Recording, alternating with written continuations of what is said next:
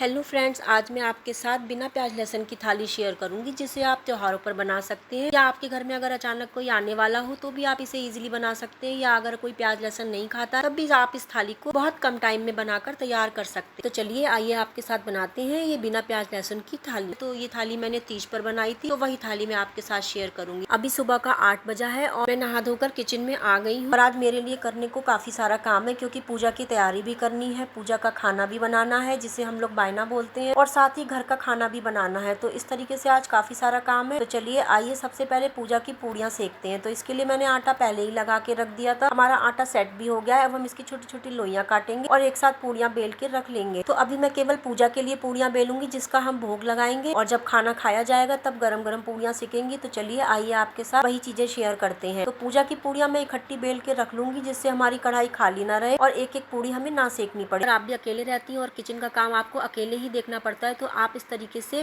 किसी भी काम को इजीली हैंडल कर सकती हैं। देखिए डेली रूटीन में तो घर में कोई ज़्यादा काम होता नहीं है, खाने का भी कोई ऐसा सच काम नहीं होता है कि आप स्पेशली बहुत अच्छा ही हर टाइम बना रही हैं। लेकिन जब फेस्टिवल आते हैं या कोई गेस्ट आने वाला होता है तो काम बढ़ जाता है। तो ये देखिए मैंने सारी पूड़ियाँ बेल ली हैं। अब मैं एक एक करके सारी पूड़ियाँ सेकती जाऊंगी और इससे क्या होगा, ना ही हमारी कढ़ाई बहुत तेज होगी जो धुआं देने लगे, ना ही कढ़ाई बहुत हल्की होगी कि पूड़ियाँ कच्ची सीखे।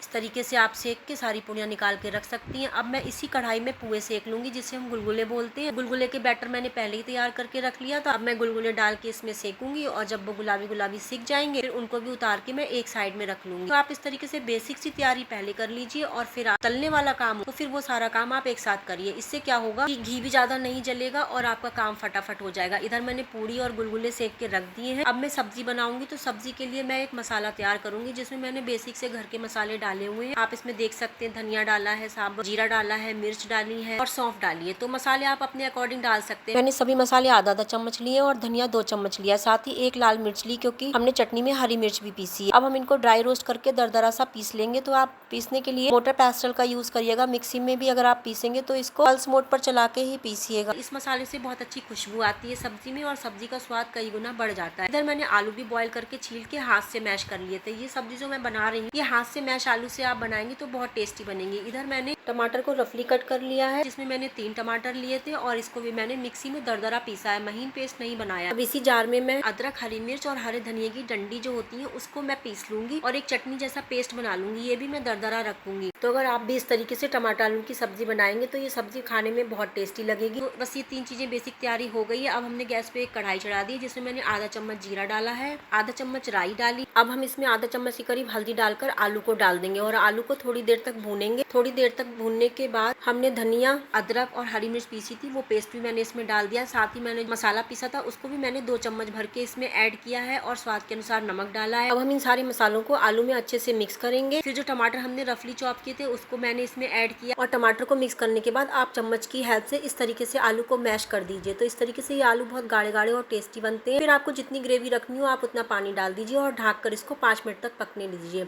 इधर प्लेट के ऊपर मैंने कसूरी मेथी डाल दी थी जिससे प्लेट गर्म होगी तो कसूरी मेथी हमारी सब्जी में डालते समय हाथ से अच्छे से क्रश हो जाएगी। तो देखिए मैंने कसूरी मेथी डाल, साथ ही मैंने 2 हरी मिर्च कट लगा के डाली है और खूब सारा हरा धनिया डाल दिया और 5 मिनट के लिए इसको ढक दिया है। ये हमारी सब्जी बनकर तैयार है। अब हम केवल पुलाव की तैयारी करेंगे। तो पुलाव के लिए मैंने चावल को धो के भिगो दिया था। अब हम पुलाव पे डालने के लिए एक छौंक बनाएंगे जिसमें मैंने कुछ खड़े मसाले डाले जैसे लौंग, काली मिर्च, छोटी इलायची, बड़ी इलायची, तेज पत्ता, जायफल, स्टार फूल, काजू और मटर। सबको हम 2 चम्मच देसी घी के साथ सौटे करके चावल में मिला देंगे और ढक कर रख देंगे और जब सभी लोग खाना खाने बैठेंगे तभी पुलाव को चढ़ा देंगे। अच्छा, अब हम प्लेट लगाने से पहले हम सब्जी में आधा नींबू का रस डालेंगे और उसे अच्छे से मिक्स करेंगे। तो ये 30 थाली में मैंने सारी चीजें घर में ही बनाई हैं। आज मैंने सिर्फ एक घेवर बनाया था जिसकी रेसिपी मैं ऑलरेडी डिवाइन स्पून पे अपलोड कर चुकी हूँ और गुलगुलों की रेसिपी भी आपको डिवाइन स्पून पे मिल जाएगी। आपको मेरी ये थाली कैसी लगी कमेंट करके जरूर बताइएगा और प्लीज चैनल को लाइक कीजिएगा, सब्सक्राइब कीजिएगा। Bye bye.